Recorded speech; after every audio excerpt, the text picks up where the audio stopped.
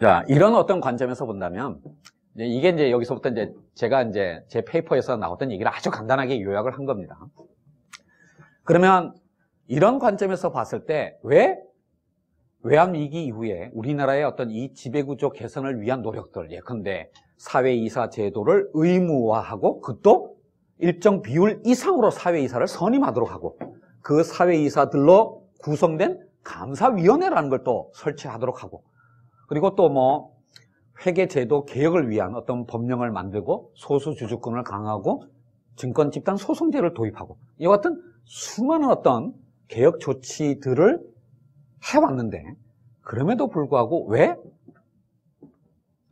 우리의 현실은 결코 만족스럽지 못하냐? 여러 가지 이유가 있는데요. 그냥 이렇게 그러니까 오히려 질문을 바꿔볼 수가 있을 것 같아요. 뭐냐면 결국 외환위기 이후에 우리나라의 지배구조 개선의 노력은 앵글로색슨형 주주자본주의 모델에 입각해서 해온 것이 사실입니다. 사실 그 당시만 하더라도 이게 글로벌 스탠다드라고 일반적으로 생각을 해왔기 때문에 그리고 뭐 IMF가 우리의 경제정책을 결정해줬고 그 IMF 뒤에는 미국이 있었기 때문에 어쩔 수가 없는 거죠, 현실로. 그래서 앵글로색슨형 주주자본주의 모델에 따라서 우리가 지배구조 개선을 위한 노력들을 해왔는데 이건 뭐 제 판단이기도 하지만 또 많은 어떤 문헌에서 나타나는데요. 그 미국식 또는 앵글로색슨식 주주자본주의 모델의 성공 원리, 그 기업 지배구조가 돌아가기 위한 핵심 요소가 뭐냐라고 물어보게 되면 저는 이렇게 세 가지로 답을 하려고 합니다. 첫 번째는 독립적 사회이사, 즉 지배주주나 경영진으로부터 독립된 사회이사들이 회사의 이사회의 다수를 구성하고 있는 거고, 두 번째는 밖에서 지배주주, 대주주는 아니라고 하지만 상당한 정도의 지분을 가지고 장기 투자하면서 적극적으로 주주권을 행사하는 적극적 기관 투자자의 존재, 이게 두 번째고, 세 번째는 이런 어떤 장치들에 의해서 문제가 해결 다 되는 건 아니겠죠, 그렇죠? 결국은 이해관계가 충돌하게 되는 어떤 분쟁이 발생하게 되면 그 분쟁을 효율적으로 조정해 줄 수 있는 엄정한 준사법기관 또는 사법기관의 존재. 이 세 가지가 앵글로색슨형 주주자본주의 모델의 작동을 위한 핵심적인 요소라고 생각합니다. 결국 외환위기 이후에 우리나라의 기업 지배구조 노력이 만족스러운 성과를 내지 못한 이유, 한마디로 얘기하면 이 세 가지 조건이 우리나라에 다 없기 때문이에요. 이게 없는 상태에서 이 제도를 이식했기 때문에 원하는 대로 결과가 안 나왔고 또는 의도하지 않는 결과들이 나오는 겁니다. 그래서 이제 사실 제 페이퍼의 주된 내용은 왜 이런 요소들이 한국에는 없고 그게 없기 때문에 어떤 문제가 발생했느냐, 이제 그런 것들을 제 페이퍼에서 쭉 길게 설명을 하고 있는 겁니다. 한번 읽어보시기 바랍니다. 조금만 이제 설명을 좀 보태게 되면 이 요즘 또 저축은행 문제가 터지다 보니까 이 사회이사 제도가 온통 이제 난리가 되죠. 뭐 심지어는 청와대 수석까지도, 청와대 수석이면 좀 좋은 회사에 사회이사를 하든지 하지, 그러니까 듣도 보도 못한 그러니까 저축은행의 사회이사를 하면서, 그래서 그게 문제가 되니까 이제 한다는 말이, 나는 그러니까 이 사회에 참여해 본 적도 없다, 1년에 한두 번 전화로 자문만 했다, 이렇게 답을 했거든요. 제가 그 기사를 이렇게 딱 신문에 보는 순간 이게 손석희 그러니까 시선 집중에서도 사실 그 얘기를 했었는데, 이렇게 이 답은 뭐냐면 사회이사, 이사가 뭐 하는, 이사에게 주어진 책임과 의무가 뭐라는 걸 전혀 이해 못하는 사람의 답변이에요. 그리고 그 답변은 뭐냐면 나중에 문제가 터지면 진짜 책임을 온팡 뒤집어 쓸 수밖에 없는 그 답변을 한 거예요, 사실은. 그러니까 이 미국에서는 뭐냐면 사회이사에게 책임을 물을 때 물론 잘못된 판단을 내린 이사에게도 책임을 묻지만 그에 못지않게 그 이상으로 책임이 중요한 게 뭐냐면 이사회에 참여 안 한 앱센트 디렉터, 불참 사회이사가 제일 큰 책임이 커요. 기본적인 의무도 안 한 거기 때문에. 그래서 나는 이사회에 한 번도 참여를 안 했고 1년에 한두 번 전화로만 자문했다. 이거 진짜 소송 걸면은 바로 그러니까 수백억 손해배상 해야 될, 그거는 이미 다 녹음이 돼 있을 테니까. 하여튼 그러니까 정말 그러니까 제가 그 청와대 수석을 하는 사람의 이런 답변을 들으면서 우리나라에서 이 이사 또는 특히 사회이사라는 거에 대해서 얼마나 인식이 잘못되어 있는가라고 하는 것을 절실히 느꼈습니다. 사회이사는 상근하지 않는 외부에서 온 이사이긴 하지만 이사의 권한과 책임이라는 측면에서는 사내 집행이사하고 똑같습니다. 아무런 차이가 없어요. 정말 놀랐습니다. 그러면서 제가 뭐 언제 한번 농담처럼 얘기했지만 이 우리나라의 사회이사 제도를 도입하고 더구나 그걸 법령상으로 의무화하는데 이 경제개혁연대, 옛날에는 참여연대가 중요한 기여를 했거든요. 요즘 와서 보면은 야, 이게 도입된 지가 10여 년이 지났는데도 아직도 저렇게 답을 하는 사람이 있구나 라고 하는 걸 보면서 역시 제도의 어떤 발전이라는 게 이게 좀 쉬운 일이 아니다라는 걸 제가 새삼스럽게 느꼈습니다. 여러분들 삼성전자의 이사들이 사회이사 빼고요. 사내이사들 이 연봉이 얼마인지 아십니까? 삼성전자의 사내이사. 예? 아, 물론, 그러니까 평균 어느 정도 될 것 같아요? 아, 조금 더 쓰세요. 10억? 더 쓰시라니까? 50억? 80억, 100억 정도 합니다. 이건희 회장이 있을 때는 한 80억 정도 됐었어요. 지금도 아마 그 정도 수준입니다. 물론 다 다릅니다. 사내 지탕이사도 연봉이 다 달라요.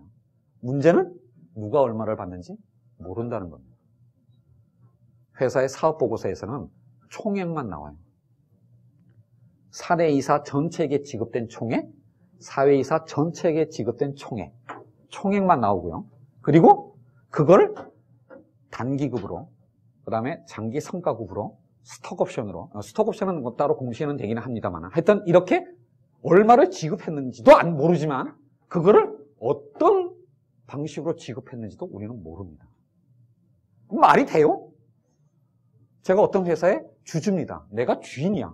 내가 주인으로서 나의 역할을 대신할 대리인으로서 이사를 뽑아놨어요.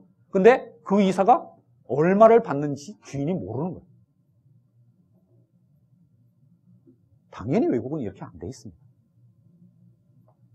현직 이사뿐만 아니라 과거의 이사들까지도, 왜냐하면 이게 스톡옵션 제도가 있기 때문에, 이 장기 성과급이 있기 때문에 과거 이사들의 지급 액수도 다 공시가 돼요. 심지어는 이게 우리가 알고 있는 선진국만 그런 게 아니라요. 지금은 아시아 국가들도 상당수가 이 제도를 이미 채택하고 있습니다. 심지어는 중국도. 그런데 우리는 안 하고 있어요. 이거 저희들이 지난 17대 국회 때부터 이거 법 바꾸자고, 그러니까 이 임원들의 보수 내역을 개별적으로 공시를 하고 그것의 내역도 공시하자. 이거를 계속 입법 청원을 했거든요. 근데 이제 심의를 하면 다 이게 처리가 안 돼요. 이유가 뭐냐면 프라이버시 침해를. 프라이버시를 보호받고 싶으면 상장회사에 이사를 하지 말아야지. 응? 그 프라이버시 다 보호받고 싶으면서 이사를 왜 합니까? 상장회사의 이사는 불특정 다수 주주들의 대리입니다. 당연히 프라이버시의 일부를 희생해야 돼요. 그게 또 이사가 짊어진 당연한 의무입니다. 근데 그게 그런 것조차도 안 되고 있어요. 그러니까 우리는 뭐냐면 삼성전자의 사내이사가 각자 얼마를 어떤 형식으로 받는지를 모릅니다. 그럼 어떻게 결정되겠어요? 이건희 회계에 충성하는 그 충성도만큼 보상받는 겁니다. 결국 삼성전자의 이사들의 평가와 보상은 이건희 회장에 의해서 좌우되는 건데, 이러니까 이 인식이 이건희 회장과 싱크로나이즈 되는 거예요. 그 사람이 결정합니다. 주주가 결정하면 그렇게 안 됩니다. 그걸 바꿔야 돼요. 정말 이거는 요즘 얘기하는 공정사회 이런 것까지 거창하게 들먹일 필요까지도 없습니다. 정말 기본이에요, 기본. 제가 왜 이 얘기를 말씀드렸느냐면, 외환위기 이후에 우리나라의 기업 지배구조 개선 조치들은 다 개별 회사 차원으로만 집중해서 이루어졌습니다. 개별 회사에 사회이사 넣고 감사위원회 설치하고 이런 식으로. 물론 그건 중요합니다. 그 결과 오늘날에 와서는 삼성전자나 현대자동차 정도의 회사에서는 옛날과 같은 그런 황당한 일들은 이제 벌어지지 않습니다. 하지만 우리나라 재벌그룹의 계열사 중에 3분의 2는 비상장입니다. 상장된 게 3분의 1밖에 안 돼요. 3분의 2가 비상장인데다가 더 나아가서 그 그룹의 소유 지배 구조나 특히 2세, 3세로의 어떤 승계를 준비하는 데는 핵심적인 역할을 하는 회사들이 있는데 이 핵심적인 회사들이 거의 대부분 다 비상장이에요. 가장 대표적인 게 삼성, 에버랜드 이런 거.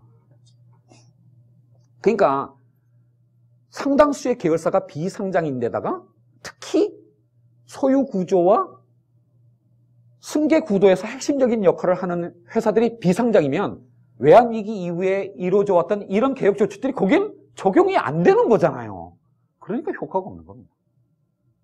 그래서 이거를 뛰어넘는 그룹 전체 차원의 권한도 인정하면서 그에 따르는 책임도 물을 수 있는 그런 방식으로 가자라고